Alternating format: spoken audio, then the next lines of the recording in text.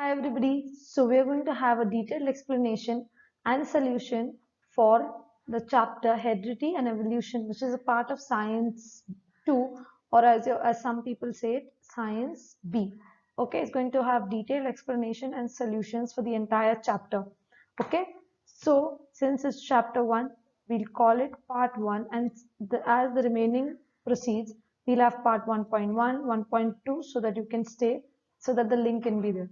All of the we'll also tell you all what is included in the particular part. Okay, so in this part we're going to have a definition of heredity, mechanism of heredity changes, evolution, theory of evolution, and we'll have a preview of the types of questions that are asked in the examination pertaining to this chapter 1. Okay, so let's start.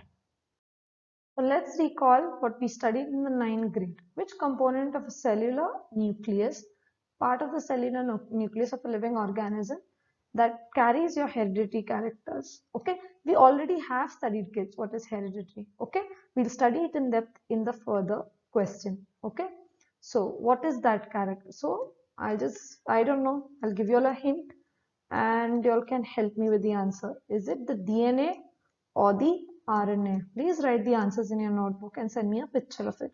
So is it DNA or RNA? Okay. Now let's read the next one. What do we call the process of transfer of physical and mental characters? All the characters that we have now, from the parents to the progeny. Now this answer we already know. This is nothing but heredity. This is nothing but your heredity. This is the definition, the 9th grade definition. So, which are the components of DNA molecule? I'll tell you there are 4. Okay. One I'll name is adenine. You'll have to name the remaining 3. Okay, let's start with our question. This is question 5 of the textbook. Okay. As it comes first in the chapter, we're going to tackle that one. Let's tackle the first one, that is define hereditary. Okay, and explain the mechanism of hereditary changes. We are going to first define heredity in the first 2 points, and then we are going to explain the mechanism. So first let me read the answer, then I'll explain it. Heredity is a transfer of biological characters from one generation to the other. Okay, and what is the mechanism that is used to explain it? One is mutation and the other is Darwin's theory of natural selection. So you can use these 2 points, like link them together and get your first 2 points. Okay. Now, transfer of biological characters from one generation to the other. I told you all A is your grandparent and B is you. So all the characters are transferred from your grandparent to you. Some of them might not get transferred. That we'll understand later. So maybe you get your height from your grandparents. Okay, you get your amazing looks from your grandparents. Okay, all this, you get long hair and very strong hair from your grandparents. So all this, when it's transferred from one generation to the other, this is called as heredity. Okay, now how will we explain it theoretically? One is mutation.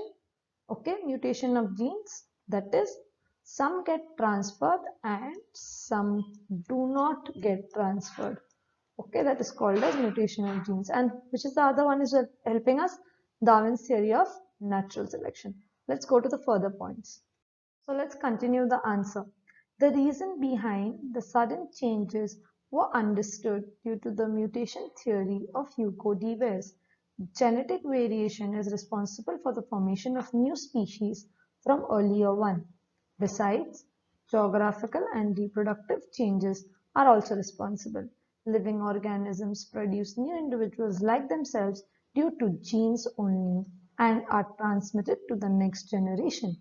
Due to this, some characters of the parents are transmitted to their offsprings. Sometimes any nucleotide of the gene changes its position, therefore can causes a minor change, that is known as mutation. But these changes are an everlasting process. How do we come to know? Because everybody has survived. That is Darwin's theory of natural selection. That's your answer. So let me explain these points now. So what we have understood, let's recollect. We know that hereditary is transfer of characters from one generation to the other. Okay, who explains that? One is mutation of genes is going to help you explain it, and the other thing is that is going to help you explain is Darwin's theory of natural selection. Okay, instead of DNA, DNS, remember. Okay, let's see. Now, then the third point, how do we connect this to the third point? Let's understand mutation. Who gave us mutation? Mutation theory was given to us by Hugo de Vries. Okay, what all were responsible for this mutation or transfer of characters? One is genetic variations, genes also vary. Then geographical characters were also responsible, and also the reproductive changes that occurred. All these three were responsible for the formation of a new species. Please remember, kids, you have to keep connecting. Next, what all then? How were they living organisms were able to produce new individuals? Why? Only because of genes. Means all this mutation and everything that is explained over here could happen through genes only. That's why we could produce new individuals. So you have to link one point to the other. Next, okay? And because of these genes and all this taking place, they were transmitted. Okay, all these characters were transmitted. Now we come to this point, Darwin's theory of natural selection. Okay, but some of the changes, some of the genes could not get carried on. Okay, because whether they were strong, not strong, whatever, and there were some changes. That is, the nucleotide of the gene changes its position to adapt or whatever, and minor changes happened, which was known as mutation. But did all this stop? No, it continued. It is an everlasting process where the strongest one will survive. Okay, so and that was understood by Darwin's theory of natural selection. So this is for your answer. Let's go to the next slide.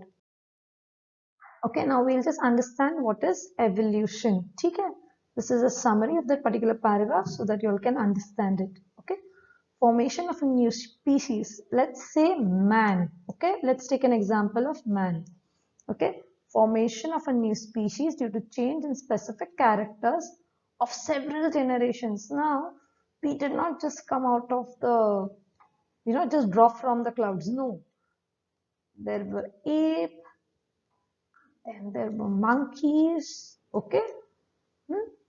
Then came man. This is M-A, this is not M-O-M-A-N, this is M-O-N-K-E-Y, so monkeys. Okay, there were many the living beings as it, okay? We will understand that in the further chapter. So, see, formation of new species due to changes in specific characters over several generations of living organism as a response to natural selection. I told you only the fittest survive. This is the rule. Okay, the fittest survive is called as evolution. Let me just summarize in short. At the beginning, there were single elements. Then what happened? These elements came together to form cells. Now cells came to form. Okay, now what happened? Number of those cells came together. Now some of the cells might have died, some survived as the same principle of natural selection, and good growth happened. Good growth means, kids, see, unicellular animals, multicellular animals, all were formed. Okay, and now because of all this, because of two things, who's that? One is a mutation, and one is Darwin's theory of natural selection. These two helped us to have crores of species of plants and animals. Okay, animal diversity ranges from, as I told you, unicellular amoeba to man. And there is one more example in the book. Please note that down and let me know. Life exists on earth everywhere, as I told you. Suppose this is your equator, so on the equator, and this is the pole, north pole and the south pole. So it exists from the equator and both the poles, that is the entire earth. Okay, and different theories to understand this existence, different theories which we are going to study. Okay, but and one of the theories, gradual development of living organism is accepted. Okay, let's go to the next one now. Okay, so let us understand the question 7C related to the previous slide and the previous topic, evolution. Explain the theory of evolution. Mention the proof supporting it. Okay, so first we'll explain what is the theory of evolution. First, I'm going to read the answer and then I'm going to tell you all the explanation. Evolution is a gradual change occurring in living organisms over a long period of time.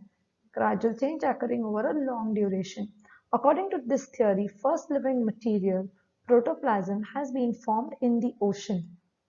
Okay. After some years, unicellular organisms were formed. Gradually, changes occur in unicellular organisms from which larger, more complex organisms were formed. All those changes were slow and gradual, and the duration was 300 crore years. Changes and development in the living organisms had been all round and multidimensional, and this led to evolution of different types of organisms. Okay, hence this overall process is called as evolution, which is organizational.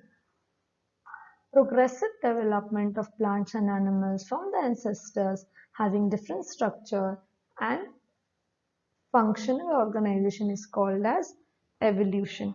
Okay, so now let me explain you all. Okay, see, explain the theory of evolution, mention the proof supporting it. Okay, first point. First of all, we know the definition. As I told you all, evolution is a gradual change over a long duration. Okay, who is it occurring in? In living organisms. Where will it occur otherwise? Okay, just remember, gradual change occurring in living organisms over long duration. Done with the definition. Next, what happened in this theory? What does this theory tell us? First, that the first living material ever existed in the ocean. It was called as the protoplasm. Then, as you all already know, then came the unicellular organism. Okay, from there were formed the complex organisms. Okay, or as you say, you can keep in bracket multicellular. This I have put for you all to understand. Okay, and then these changes were not fast, they were slow and gradual over a period of 300 crore years. Okay, but they were not only slow and gradual, but they were all round and multi-dimensional, because they were all round. Okay, all round changes, and they were multi-dimensional, so they did not leave anybody. Okay, that is different type of organisms were developed. Okay, that's why they say it was organizational, means everybody was included. Okay, and what after the changes, these changes were not normal, they were progressive, means it was growth, it went on making the organism better. Okay, in what? Structure wise, a body type, and function as a brain and a organs. Okay, so this is your answer. Okay, first definition of evolution, gradual changes in living organisms over a long duration is called as evolution. Okay, according to this theory, first who came? The protoplasm, which was found in the ocean. After the protoplasm, formed the unicellular organisms. Gradual changes occur and multicellular organisms were formed. Multicellular organisms, the changes that occurred were slow and gradual, and they were for a long period of time. Then what do we know about the changes? They were all round and multidimensional, not occur in only single organism, but throughout. Okay, this led to the formation of different type of organisms. Because of these 2 points, they were known as organizational.